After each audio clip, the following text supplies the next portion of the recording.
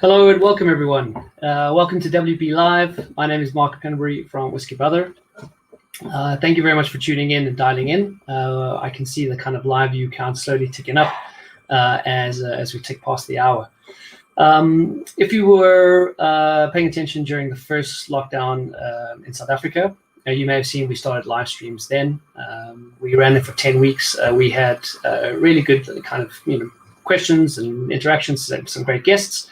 And after 10 weeks, we decided to take a short break, and then we'd be back again soon. That soon turned into a few months. We couldn't really bear to face you under the kind of under the depression of the alcohol ban that we had underway. But thankfully, times are a bit brighter now, even more so after the president's address last night. And we're very excited to be back on air and having these live streams. The guys have slightly changed. We're now kind of under WB Live. The intention is we won't be doing these every week. We'll just be doing them on an ad hoc basis when we've got some great guests lined up, some great whiskey to share, and maybe some news and topics to discuss. But we're starting off on a very high level with a very esteemed and familiar name in the whiskey industry, in whiskey circles, and that will be Alan Winchester. Just before I bring up Alan on stage, I just hope everyone is well, healthy, and safe. I encourage you to pour a whiskey. We will be trying the Glenlivet Spectra releases slightly later on this show. And I just want to say, if there are any technical issues, just because, well, we live in South Africa and we could have a blackout in any moment. Alan is also dialing in from rural Scotland, from the heart of Speyside in Doveton, and there is a small delay and some quality issues. But without any further delay, we're going to bring Alan up on stage. So please, everyone, welcome Alan. Alan, how are you doing? Hi, Mark. Good to speak to you again. Yeah, very, very nice to see you. I'm I guess a long-time fan, but we've had the fortunate pleasure of meeting you a few times, so it's really lovely to see you again. Great. How the innovator, you for. We're going to have to learn to kind of not speak over each other. It's going to be tricky. But so Alan, maybe just how are you and how is Speyside these days? I'm very well, Mark. Speyside is Scotland. We're just about nearly the lowest level. We're very remote, low incidence. Not the same story, maybe just 100 miles away. Distilling is distilling on because obviously it's a crystal ball game making whiskey, and the distilleries are working. It's a beautiful day in Doveton today, even so that the mains of Balvenie, the farm beside Glenfiddich, is finishing their barley harvest. That's really late, but it's a lovely day and lots of things going on, but very quiet. The area's quiet, the roads are quiet. You still got the street in Doveton, you might not see anybody. Right. I mean, Doveton itself is quite a small town or small village. I think, obviously known for whiskey, 7 distilleries in the town. During normal season, I mean, you have literally thousands of visitors every day coming through the town. I mean, how, does it feel a bit eerie that you haven't had that the whiskey tourists come through this year? Yeah, well, of course it was blocked off. Then travel was resumed. We had some overseas visitors in the area. Most of the production plants are out of bounds, obviously for the safety of the staff. But some of them have resumed their visitor centres, so you can visit. I was over at Strathila today to get some bottles of the Dalunic in the Distillery edition. But so it's strange, Mark, and we're hoping there's lots of good stories about vaccine, but we know that's quite distant yet. Right. I mean, do you think, and I don't want to go down too negative a note too soon, but I just wonder as well, I mean, the impact to the local economy without the tourists and with a lot of the visitor centres being closed, is kind of the town ticking by? Is the government support making sure everyone, sees the end of the tunnel? Yeah, what had happened after the opening up after July was that sort of bed and breakfasts and accommodation opened up again. The hotels and that, some of them have opened up. Fortunately, some have shut again, and some of them have shuttered for the rest of the year as we go into winter. So you feel very much much for the folk it works at, because these are all important employers, even in a rural area, along with the distilleries. So, you know, it's a hard time. We never saw it coming. So, yeah, you feel for a lot of folk in that sense. I know that this when I spoke to you early on, you went to near total prohibition. Our governments actually took a different view to it. Definitely the Irish felt that the business could continue, so we did it. But it was done at reduced levels, but we're opening up a bit more now. Okay, all right. Well, I hope to get back there soon. I hope other fellow whiskey tourists and lovers can get back there soon, and I hope all the familiar faces and the locals will make it through these troubled times. Alan, you've spent 45 years in the whiskey industry, if I'm not mistaken. I think it's 45 years this year. You've dealt with more than 20 distilleries, if my research is correct. Is it safe to say you've seen it all, and there's nothing you don't know, can't do? Well, first of all, I've just had a discussion with somebody today. You never know it all, because you always find something out. Somebody tells you something and you say, I never thought of that. So, and it's also a joy, a discovery, because we're always pushing at things, even within our tight whiskey regulations. And there's always something exciting out there, or have you seen this, or have you done this? I mentioned, Mark, earlier in the year, I went to New Zealand for the first time, and I tasted whiskey that had been made with smoke from this tree they use it for barbecuing. And I took home a sample of the malted barley with the smoke, because this was a new sort of flavour to me. And I thought, wow, that's something different. It's within making whiskey. So there's distillers and all around the world doing things that we in Scotland should always keep an eye on, because there's something there, somebody's explored something. So it's fascinating. Right. So when you entered the career or into the industry, times are very different. You've seen kind of the boom and bust that Scotch whiskey has had. You've seen the adoption of online platforms and social media.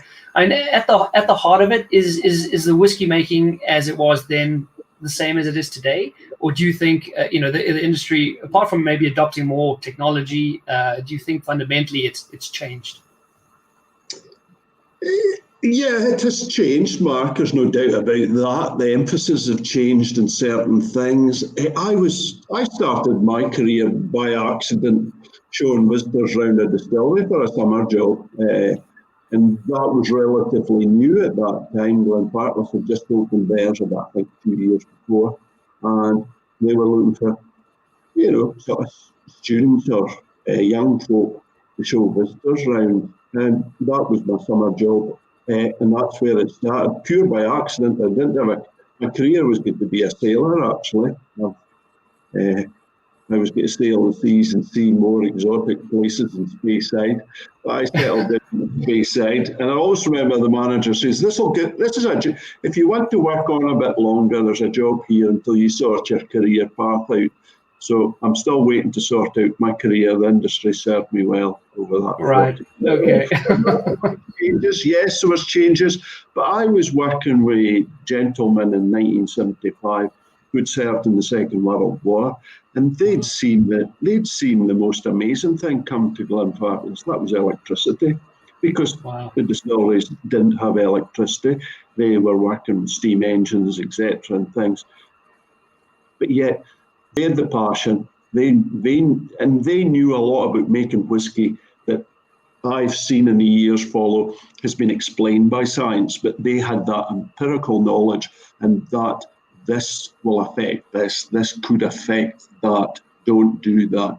And we used to dismiss it. And, I've often quoted cleaning the still and getting a row for cleaning the top of the second distillation. And don't do that, it'll upset the flavour. And I thought it was nonsense. And it was proven years later that that's very important. So there's a lot. So science has helped unlock a lot of things. We often think we know it all, Mark, and then we will get bitten very severely if something was wrong. Because if you change something, that change could take a while to manifest itself, and you don't want to lay down whiskey it's got a fault in it, because maturation is so much work to do in it then. Wow. So, I mean, Alan, can you walk us through just briefly, this long career of yours? So, I mean, you mentioned you started as a tour guide just per chance while you were looking to move on to the seas. And fast forward 45 years and master distiller, general distillery manager for multiple distilleries. So, it just, I'm assuming, is it kind of the typical story where you've gone through, each step of the production process, showing that you were capable and in time moved to other departments?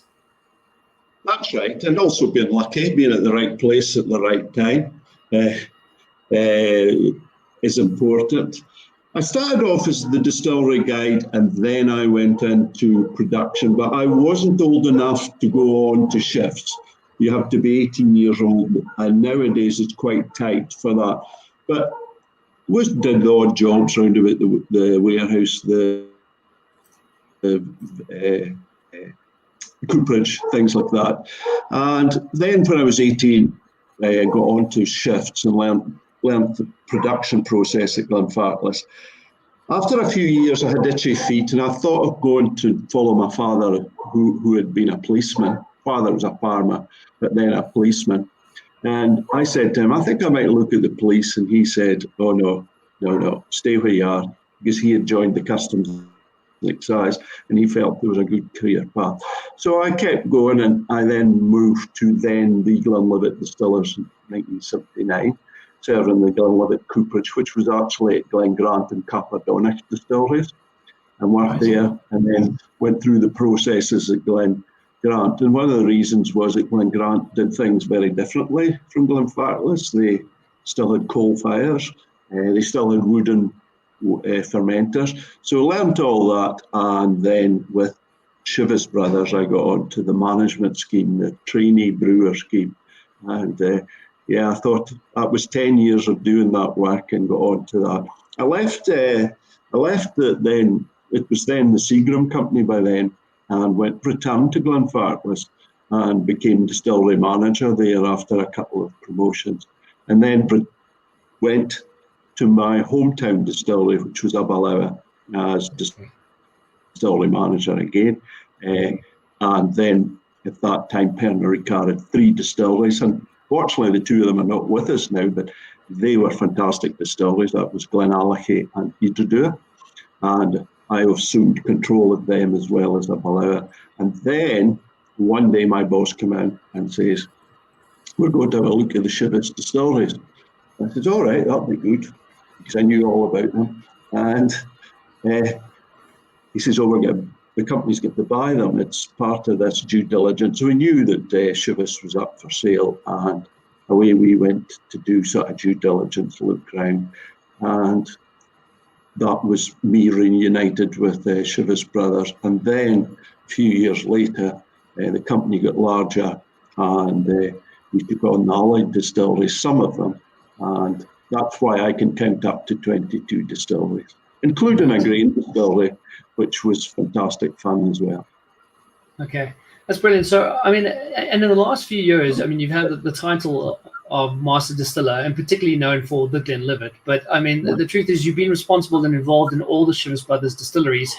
If my count's correct, that's 14, 13? Yeah, the last count, I think it's 13 malt distilleries, 1 grain distillery. They also include the gin distilleries, though I had nothing to do with that. Okay. Thank goodness. It's about 13 current distilleries running.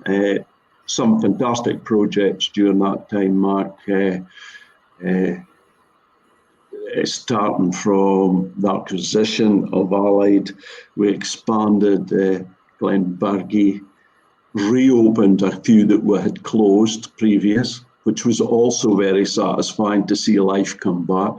The expansion of Glenlivet the first time was probably once in a career for a Glenlivet master distiller, but it ended up that we have had 2 expansions, and that was the one the last one. Very proud of that, and very proud to be part of the team that helped to deliver that, because I've always been blessed with working fantastic individuals in the distilleries and the various supports as well. The Glenlivet expansion. Dalmunic again was taking a distillery; it was totally closed, but we had to make it larger. We had to make it different, and we did that. One that we're all proud of as well. And then Glenkeith and Longmorn expansions as well. Glenkeith was particularly satisfying because something I'd said to my colleagues at the distilleries prior to that was Glenkeith will never open. And there were certain basic problems with it. It was more to do with health and safety in the sense. And I said, I'll never open. But that was where I cut my trainee brewer's teeth.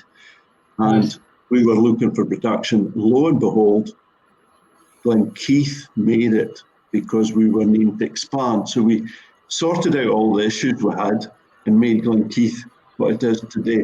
And it's another favourite of mine as well. It's a favourite because the distillery started when I was born, and that was my first management distillery. So It was fantastic. And I read something in today's Whisky magazine that the guys at Benriach call themselves the laboratory.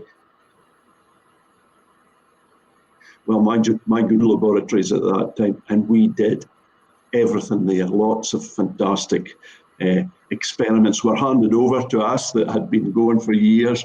Some we were told about some. That's the great stories that I have. Glenkeith, which of course was a copy of Bushmills Distillery, down to the triple distillation. But it's now double distillation. It wasn't us that changed it. And then again, I was reading about Benriach triple distillation. I says, yeah, but that was the team at Chivas Brothers that did that. Okay. That's brilliant. I mean, so Alan, with all this, with all this knowledge that you have now, and I appreciate for every distillery has a team. It's never just a singular effort. But I mean, after 45 years and 25 years at the Chivas Brothers distilleries, I mean, how do you go about handing that information? As you said, a lot of it is science, but there's also this intrinsic knowledge of working at these distilleries for years. How do you go about passing that on to kind of the next? I guess the next generation? I was supposed to write it all down before I left. I'm still writing it. Mark. Okay. remember the team below me and the Brian who took over from me, they are immersed in whisky as well. They have vast experience of whiskies. Did I mentor them? I don't think so. They probably learned how not to do a lot of things from me, or they would say, "Here's one of Alan's long stories again." But very much team. If I look around the team of master distillers at Chivas that sit for the other distilleries, you'll have Brian for Scarpath. O'Brien took over my job. Trevor up at Glenlivet, but master distiller for Longmorn. Graham at Aberlour Distillery, but also handles a few other distilleries, Mark, as well. And there's some new promotions since I stepped back from being in charge of production. So, and a lot of capable folk and highly trained folk, and that's what's forgotten because they've trained in the job. Some of them may take training from other aspects. We used to about 10 years ago describe ourselves as a blend because many of us had worked at many other distilleries and took a lot of knowledge in as well. And also it's a great industry because it's all about me. It should always be about the whisky, but the industry has the Scotch Whisky Association, it has the Malt Distillers Association, and it has the Institute of Brewing and Distilling, which is more technical. And I represented the company in some of these, certainly the Malt Distillers and the Institute of Brewing. And what you know is, I always pointed this out to some visitors who would come a lot, and I would say, don't miscall that distillery you've just been to the next distillery. First, they may be related to each other, Also, they all sit in the same associations, and there's a great sharing of information when it's for the industry whole. Something that the Irish have recreated, because now there's so many distilleries and they now need an association to represent them, things like that. And we had a lot of knowledge there, and we picked up knowledge. We'd have a drink with each other or attend a dinner. Oh, what are you up to? And would be sort of stories would be told, and you say, oh, I'd like a look at that. You'd lift the phone and go and see them. And Mark, I think you experience that when you come to Speyside. Once you know a few folk that open certain ways to get in. I know it's like a closed shop to many folk. It was my manager at Strathclyde was having an argument with a supplier one day, and he says to him, you remember, this is a massive industry, but it's a very small industry. I'll tell my pals what you've got to be. So Scottish mafia in a sense, but I mean that in a nice way. But obviously, if there's commercial interest in that, it's never shared. Right. Yeah, I've always been quite pleasantly surprised, because from a consumer perspective, you see kind of the brands competing, and you might hear about kind of who's number of cases per year, or etc. But if you go to Scotland, if you're fortunate enough to meet individuals in the industry, there's very much just a community aspect. Whether it's Glenlivet and Glenfiddich down the road, the individuals who work there will still see each other at the local for a pint after work. If you've got an issue or a question, you can call each other. And I think that it's wonderful to be able to see behind that curtain and understand the camaraderie and the passion that the people on the ground have for the products and for the community.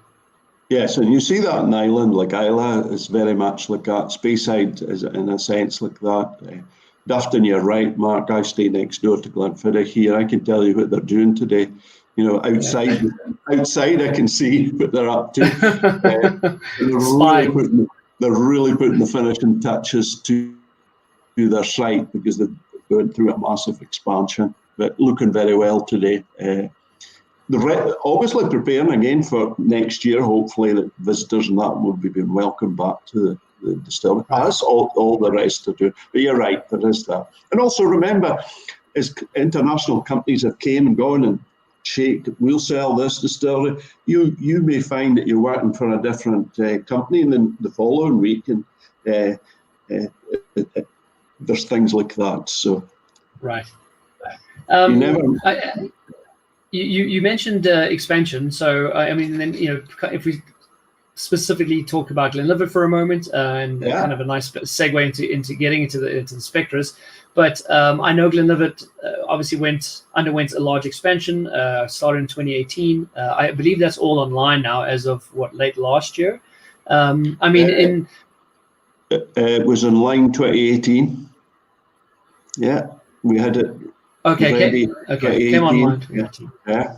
Okay. So in terms of that, at the moment the capacity is one of the largest in Scotland, although that may be short-lived with Glenfiddich's new expansion, I suspect. But in terms of actual production at the moment, are all stills firing? Are you producing to capacity? Well, the distillery there was certain slowing down as part of the COVID restrictions, but production has returned to production levels. The production things, obviously, it was a bit slower in the middle of the year, but it's returned to normal. Yeah. Okay. That's why you can't get a tour of these plants just now. Right. Fair enough. Potentially from a consumer perspective, there's this perception that if production is so big, how do you, and particularly with the new expansion, how do you meet the same quality, the same type of spirit?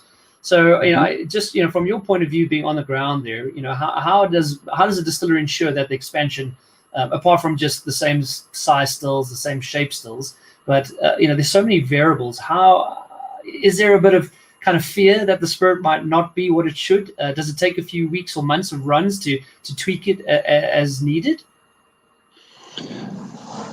Yeah, the expansions are fascinating because you have to go through certain fundamentals of certain things. What are we asked to do? yeah, we're asked to make more Glenlivet. That's quite simple. So we know what we have to do there. So what sort of fundamental? Well, you've mentioned two of the important ones already, Mark, the shapes of the pot stills and that. But there's also the technique of handling the brewing process and the fermentation process, and also ensuring that there's water supply secured, things, basic things like that. But the manipulation of the plant and that is really trying to always, the equipment, I think of the equipment in 1970s, the Glenlivet mash tun had been changed from one style to another style. And it was something we did a lot of work before the expansion. Was the brewing process was considered one of the most important parts because we were going to replicate the stills and that. So the brewing process was studied quite extensively. And when we specified the mash tun for the distillery, the guys at Briggs, here the first time that somebody's asked us for that specification. Everybody else has been about potential yield and maximum yield and things like that. But we had a different specification in that, and we felt that the brewing process was so important to Glenlivet. Marvel folk will start at the distillery and say we produce the best spirit from day one. Yes. It takes a wee while to wind up. And I'll use Dominic's as an example. It's a wee bit different. Dominic's old imperial this style, but the company sequence a lot of the different style. I say different, a Speyside style, more of that than that. So we set to that. And that's what was acceptable fairly early on. Past the test, yet we're going in the right place. 6 months later, he took out the first spirit and he says that spirit was excellent. Let's look at it now. And we noticed the distillery itself had settled into a sort of thing. So it's very slight things. You can say, yeah, that whiskey is really in tune now. And that's what you could try and do it and keep it. That's really it's the distiller's job, what you're doing, you're making sure. Now, I've tried to allow you to change something or look at different things. It's always very fascinating because that will try it out to try and do something else with it.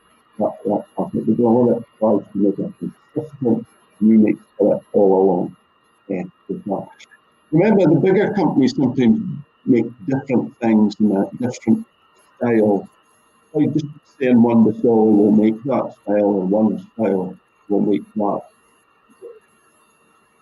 We can never say, I often hear about it's never changed. It has evolved. It always will be certain evolutions. And the biggest evolution that I saw in my career at Glenlivet was reduced to zero. And then a few years ago, we were asked to make a whiskey with a heated flavor. Okay. Alan, so I'm having a little bit of trouble hearing you. I don't know if the audience. I don't know if the audience is either. But I got most of that. I'm going to watch the replay to make sure I got it all because it sounded very interesting. I got the consistency and all that. Moving on then to one of the other reasons we brought you here this evening, which is the new Glenlivet Spectra, and giving this a go. Very cool packaging. I know you probably had nothing to do with it, but quite innovative packaging with these magnets and moving around. This is kind of the next iteration in I want to say an ongoing release, but at least it does come after a few releases similar in nature from the last few years. Alpha, Code, Cypher. I think there was an American version, Enigma, which is not really disclosing what exactly the whiskey is about and allowing the audience to get online, to some degree compete with you, the whiskey maker, to say, well, this is what I think it is. And then there'd be a grand reveal, after a few months of launch. So this being the first iteration where we have 3 different minis, 3 different releases, each of them are known and each of them meant to showcase a slightly different style of Glenlivet. Did I get that all correct? Yes, that's right, Mark. It's always been great fun Well, the first one, the Alpha, there's a bottle of it somewhere in my wall, but was it wasn't a big production take up, but it was great fun because we just went and presented a black bottle to folk, and it's very difficult to know how full it is because you can't see it. So this one's clear, so you can see what's in it. Right. But again, no details.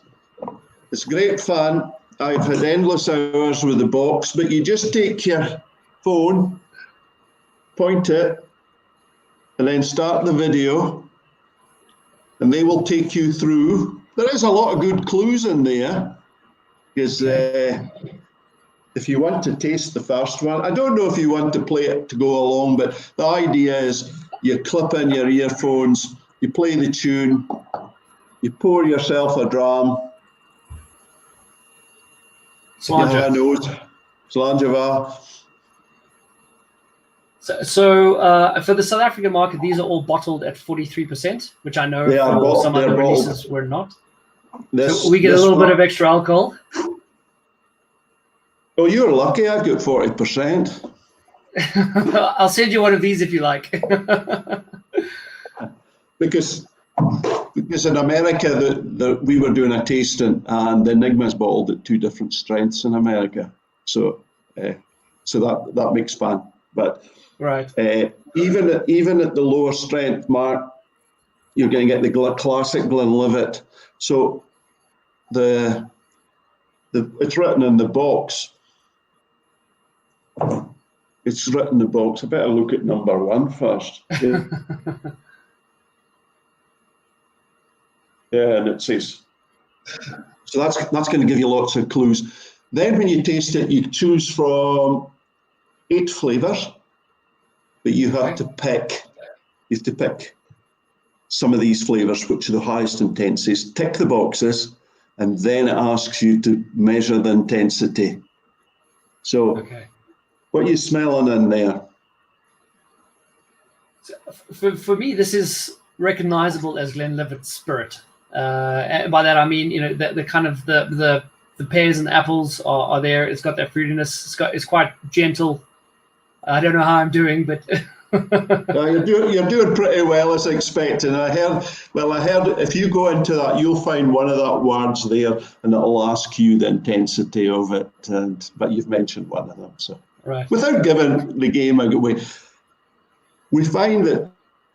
I find it's great fun because folk, you're not led by my tasting notes or the tasting notes in the box or the tasting notes of the master blenders. You're not led by that. So you're best to look into it. Then when you see the 8 things, I get that, but it's more of that. But I get that, I get a bit of that, but what's the intensities? And it's how you do the spider diagrams a wee bit, and you get that. But it's the orchard's one of the clues. Right. Okay. Yeah, it is on the box, so that's not much of an accomplishment on my behalf. But this to me is recognizable. You did say one of the words, so that's fine. Okay. So there you go. You're off to a good start. What is it? It's Glenlivet as you would expect, But we're absolutely. And the Spectra name was taken quite. The idea of the Spectra name was to cover the spectra flavours that we were going to, not one, because the Alpha was a fascinating one. It was new oak came to Scotland from America. And we filled whiskey into it before and emptied it. And these casks were sitting about, and somebody said, "What are these casks?" And, "Oh, that's first after Scotch." They were first fill, not first fill bourbons, first fill after Scotch, and that was the Alpha. And then we used the rye casks for the other ones, etc. Just the different manipulations of oak maturation. Because you asked early on, is the whiskey made the same way? Yes, it is. It's made from the genus barley. Okay, 200 years ago it might have been landrace barley, beer or beg, but it's barley. It's brewed, yeah, it's still brewed. They add yeast, so it's a sweet fermentation. It's not a sour mash. And then they distill it twice in copper pot stills. So yes, it is the same thing. What we tried to do is replicate that. And that was something that our founder, George Smith, was very good in the tradition and innovation in the industry, is he got to a consistent style and he tried to keep that in that consistent style. And that's why Glenlivet, though Glenlivet is famous historically, it's also famous for its quality as well. Right. Excellent. So shall we move on to number 2? I'm looking at the bottles here. There's a little dram here. I have to say I really like the fact that there are 3. You know, and it's educational as well. You know, to be able to actually have some, again, it's almost a peek behind the curtain, because I'd imagine some of these elements are going into various Glenlivet releases in different quantities and different styles. So, you know, same distillery, but actually a distillery can present many different, you know, facets of flavor, even under the current, you know, configuration.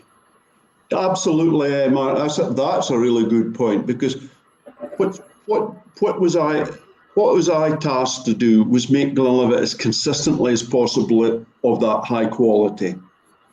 Always looking to understand how you can keep it there and how you can tweak it a bit. That's the understanding of that. I'll tell a story. The chief chemist at the time with Chivas a few years ago stays down at Craigellachie, and he went into his local one night, which is the Highlander.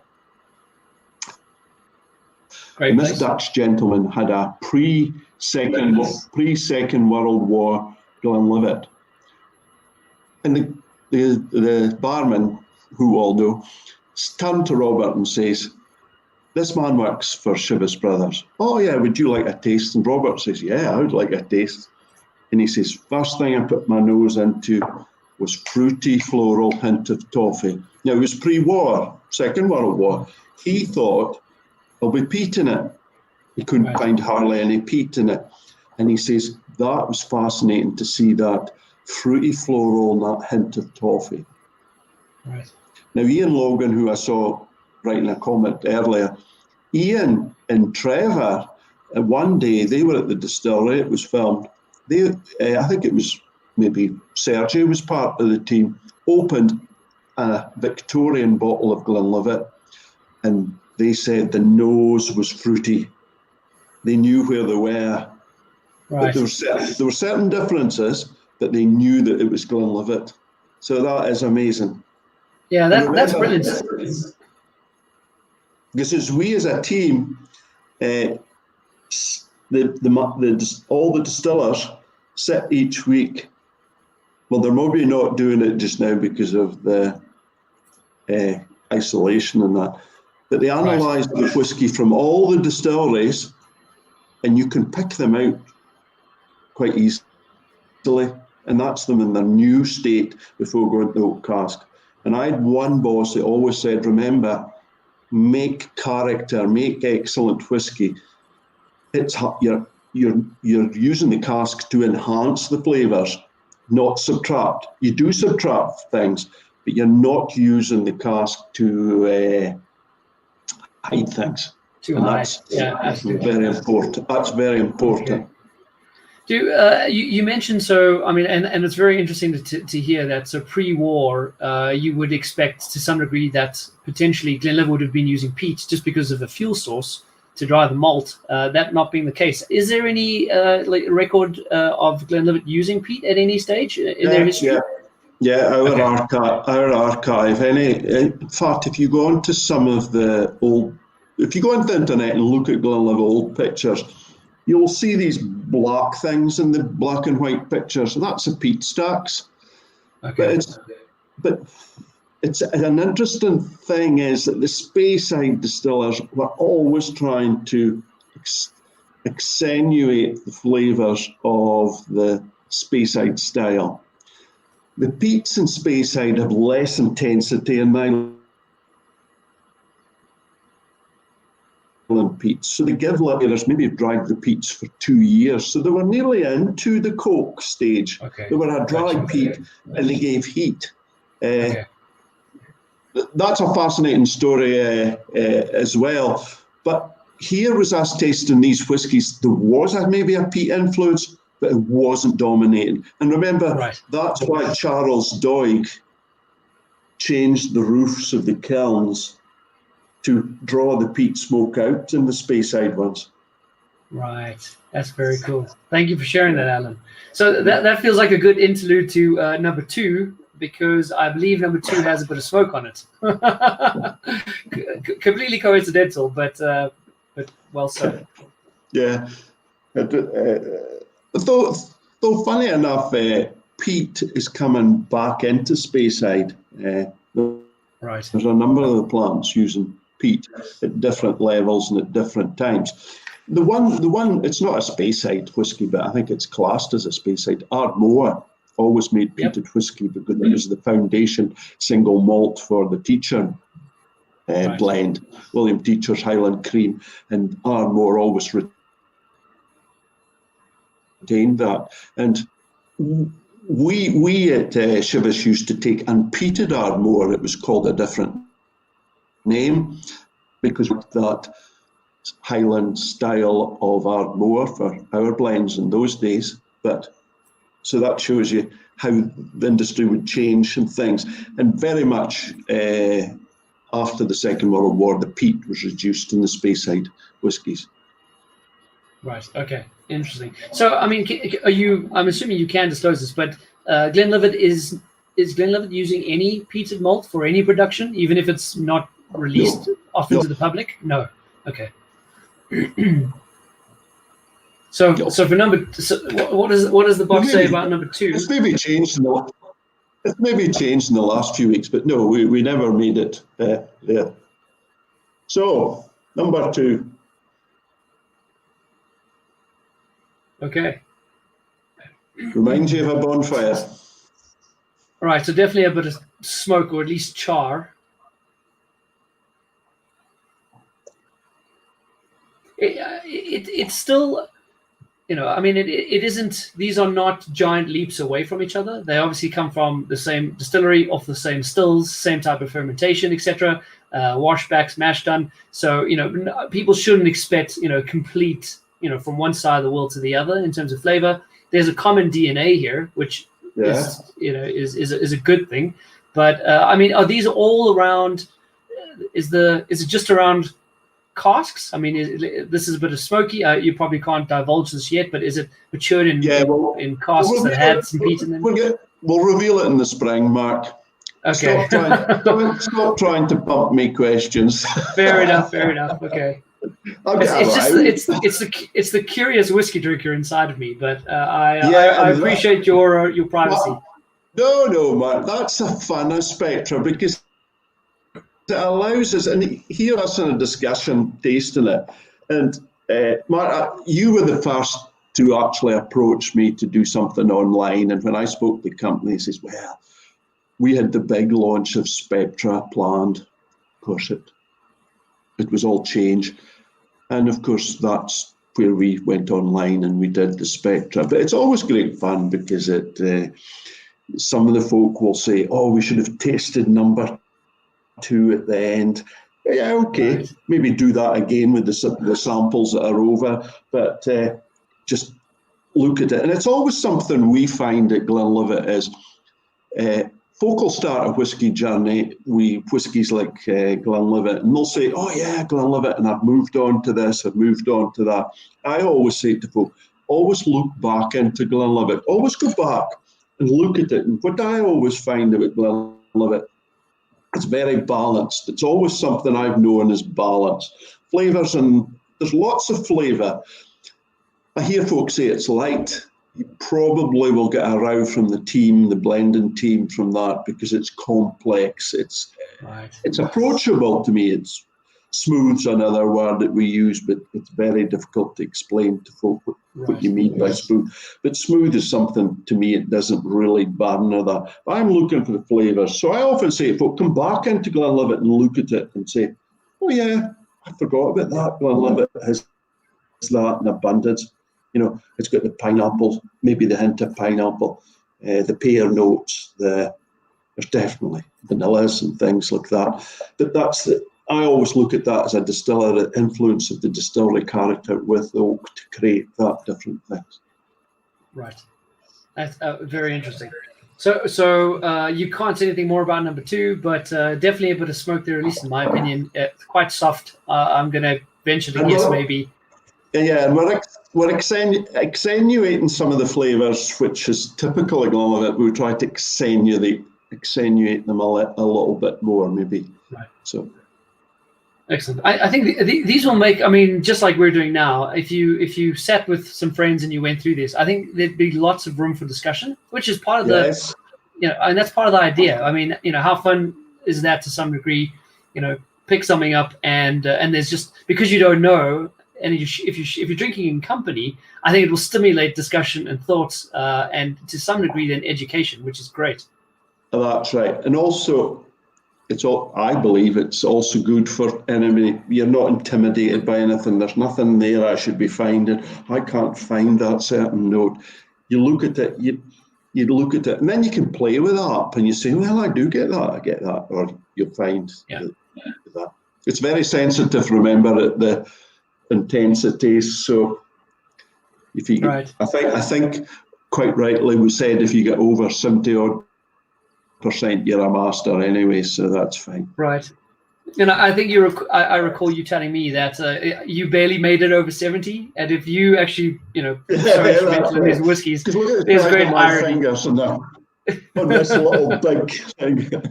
I was playing with it. Alan, I mean, how involved are you with this type of release in terms of the actual selection of the spirit? Selection of the spirit. Well, what happens is the team is the selection of the spirit, and there's actually Sandy Hislop speaking about the illicit distillers release that we've done, and he describes what his job is there and how my job was. I was responsible for the master distiller and the making of the new make spirit. Then it was handed over to my colleague in the warehousing department for maturation, but the selection of the casks, that is, remember, Chivas is a big machine at the second largest whisky company. So because there's so much to do, the jobs are split up. Now, when I worked as a manager at some of the other distilleries, we were responsible from it right through. So what happens is in the bigger companies, it's taken over. But the new make spirit was very much the master distiller's role. Now, what happens is you'll be asked to know spirit, etc., things like that. All right, excellent, thank you. If to anyone watching who doesn't know Sandy Hislop and his predecessor Colin Scott, I highly recommend you find them. I believe they're both on Instagram. But also another two, very esteemed individuals in the whiskey industry who I've been very fortunate enough to meet, along with yourself and Ian Logan, and wonderful people at Chivas Brothers and working at these distilleries. Okay, so pouring number 3 in honor of all the whiskey makers out there.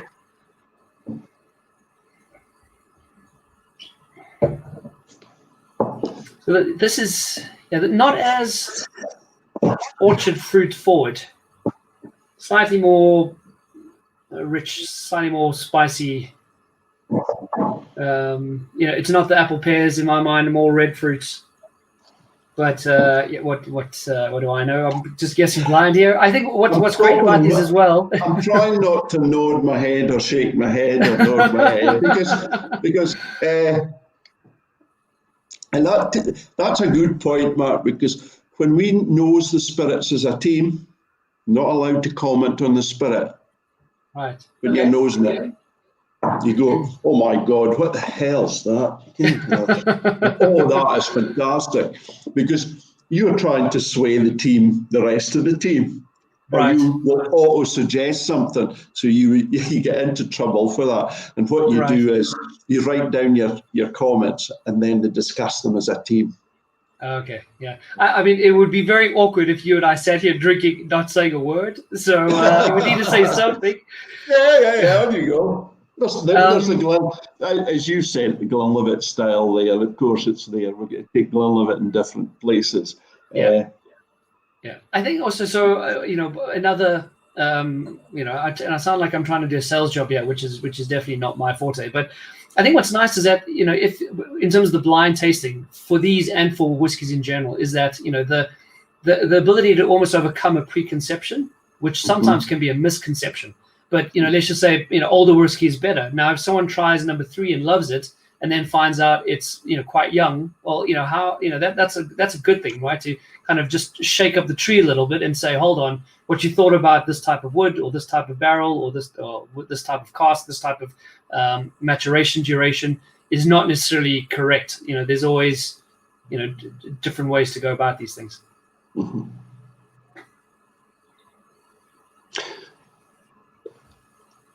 Nice accentuation of some of the, dare I say it, the toffee note. Yes. On the finish, a lovely kind of sweetness coming through. Quite juicy, but yeah. Well, I'll make sure to pull out my phone and follow the rabbit down the QR code and go up against the whiskey maker himself, Alan. Just a few more minutes, Alan. So I'd love to. The first QR code. Remember. Go ahead. Yeah, we used the QR code. It was one of our Ian and I's colleagues did the QR code, and it was absolutely frightening because there was a little model of me popped out. I remember that. Oh God, truth frightening. You've been immortalized in the you've been digitized. Alan, so moving on quickly, moving away from the Spectras for a moment. I know, knowing a little bit about you, I know you're a very big history buff, and specifically, Speyside and Scotland, and the surrounding hills of Dufton. And not just kind of, definitely general history, but also specifically, whiskey history. I know, and the rumor has it on weekends, you're very much kind of in the hills of Scotland. And part of those expeditions, apart from just appreciating nature, is the search for illicit stills or previous illicit distilleries or distillation operations. Yeah. So, I mean, is there an end goal here? Are you looking for something in particular? Do you read about something and then go looking, or do you just go looking? Everything, Mark, everything that you're saying there is what we're up to. It's one of the projects. You know how everybody has a list of when they're going to step back and there's going to be a bit more time. I'm going to do this. Well, I had one of the earliest whiskey books I picked up was a book called Illicit Scotch by Stephen Sillett. He's still alive. He was an old customs excise officer, and he stayed over beside Ardmore Distillery. And he wrote this little book, and it's still available, Illicit Scotch. You'll find it. You can even find it, I think, online and things. And he wrote about some of the areas round about this. And often the early guys would say to us, there used to be stills, but there'll be nothing left now. And that you assume that information was that's correct, okay. And the Cabrach Trust has started, Mark, exploring the Cabrach, and they employed 2 researchers to look at it, 2 archaeologists, historians. And they came up with some fantastic stuff. And like we always say, there's always something you don't know. And I thought, oh my goodness, I didn't know that. Or I was aware that was there. And that had triggered an interest off. And I have a few like-minded folk that we go out and do it. We're away tomorrow. We're away to look for distilling sites. Still it, and we've used old newspaper articles. We have the one that I picked up was John Smith, who built Cragganmore. And John Smith said to Barnard, yeah, there was over 200 illicit stills in Glenlivet. And I says, aye, right, you can't, it was after 3 drams. And we started looking at it, and you know this, as we've started looking at it and probably doing some research, I think the stories are quite true. Glenlivet's archive, Glenlivet's during the 1880s went to law about their name, Glenlivet. And the other distillers in the area felt they were stealing the appellation. So everybody swore an affidavit what they knew. And we've got three early illicit distillers who swore an affidavit. So I was up looking at one of their farms a few weeks ago. Still the same family, it's in the farm. Spoke to them. Wow. But we didn't come away with a real still, but Glenlivet was incredibly remote, which suited making illicit whiskey, so it could have been done in. Right. But to say that, we found some fantastic illicit stills. And during this time, one of our colleagues was looking for somebody to speak to the National Trust because Chivas Brothers are doing a joint thing with the National Trust and looking at illicit stills. So I managed to get wormed in a wee bit, and I spent some time over in Royal Deeside looking at illicit stills on the Mar Lodge. And then, of course, we're looking for evidence on the Glenlivet estate and the Glenlivet. So that has been fascinating as well, because I take that little knowledge I have in distilling, and the archaeologists take their knowledge. And then you find that so much of it's connected to historic things. Because remember, up until the sorry, I dropped the pen.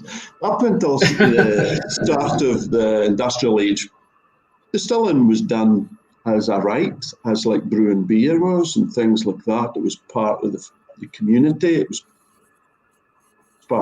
was probably big in the area. It was known, but as taxation increased and bad taxation, or I wouldn't say it was bad taxation, because when it started off, it was good ideas that got twisted, and then there was the Napoleonic Wars, and it really forced the industry underground, so much so. Okay. And then Glenlivet started out of that. But Glenlivet started as a style of whiskey. George Smith was the first to take out a license in Glenlivet, only in Glenlivet. I recommend Dave Broom's new podcast they've done. It's on YouTube if you want to really get into that. No, it's very good. So Glenlivet was this style of whiskey, and George Smith crossed over from being an illicit distiller to a distiller, a legal distiller, and the rest is history. But that's why there's such a concentration of the industry in this area. So we're trying to find out that, but it's also spilled over into the early startup distilleries that Moss and Hume says location unknown. My colleague in that, we've been going through a lot of that and looking at these sites to see if we can find the illicit still, if it was remote. But they weren't that remote. They were remote. They're remote to folk from outside the area, but the area is remote, but we don't think it is as remote as that. And I suppose also it would have been a lot more remote 150, 200 years ago. Yes. You know, unfortunately, even as remote Scotland is, it's still not as difficult to get to as it used to be. No, that's right. I think, Alan, I think there should be a Discovery Channel series about this called Still Hunter that features you in the hills of Scotland. I think it's fascinating, and I think, it's testament to your passion for whiskey, outside of just the distilleries that you work for or have worked for. And so I wish you many a happy hunting, and look forward to reading about this. When can we expect the book? I'm taking pre-orders. You're the second person. I have a job, right? I used to get a report to write, and oh my God, what am I going to put in this report for this month? So, yeah. But I often said to them, you should just tape record it and see what that is. Because after a few drams, and somebody will take you down a line of a subject which will open up things. So I'll try, I'll see. Yeah. But I've a lot of look at... Alan, just... it might be a good idea, and maybe so I'm aware of Dave Broom's new podcast, and I recommend everyone check it out. Maybe you and Dave should do something on this before your book doesn't get written. Well, I don't mind. I think as what would you say, an amateur as a sort of distiller, and that I think it's understanding a bit more of our area. It's in the history, because I think what happened in my family was it wasn't spoken about and it wasn't handed down. It was because there's so many of my family tree were distillers or worked in distilleries, but were farmers as well. So we don't know. And also, my great grandfather was between Glenfarclas and Dilewin. My cousin still has the farm, so they would have known what was going on. All right, that's brilliant, Alan. It is fascinating, and I could speak to you for hours. Sorry to interrupt. No, not at all. But sadly, our time has come to an end. I think we should get you back and just speak about your still hunting. Go ahead. Good. I have a fascinating story. Before the late Victorian era, many of the distillers from this area sent sons over to start distilleries over in the Transvaal. I know that the Smiths of Cragganmore, who used to be at a manager at Glenfarclas, it's something that I've seen small articles about, but that's the other thing. There's always plenty to go and look about, understand what was the psyche, what were they doing, and that's why it's so great to see a South African single malt being released now. Absolutely.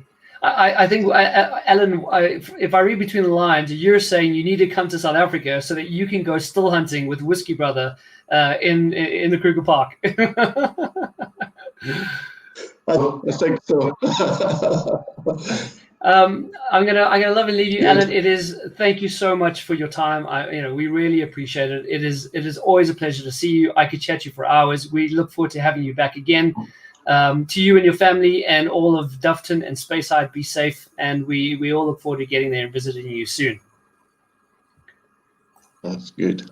Well, it's nice to speak to you. All stay safe, and thanks for joining me. Good night. Excellent. Thank you very much. Cheers. Oh, I feel terrible there. Sorry, Alan. I cut you off as you were slanjavaring us. So back to you, Slanjavar. Thank you, everyone, for tuning in and watching. Really appreciate it. Hope you had as much fun as I did chatting to Alan and hearing all these wonderful stories. Just a quick note. Next Thursday, we have the team from Odd and American on air as well. So that will be our second episode of WB Live. We have it's Alex and Connell, and we'll be tasting our way through the new Odd American release, as well as 3 cask samples. There is a little tasting pack, so I think that should make some really good conversation as well. Very kind of polar opposite to some degree of the Glenlivet.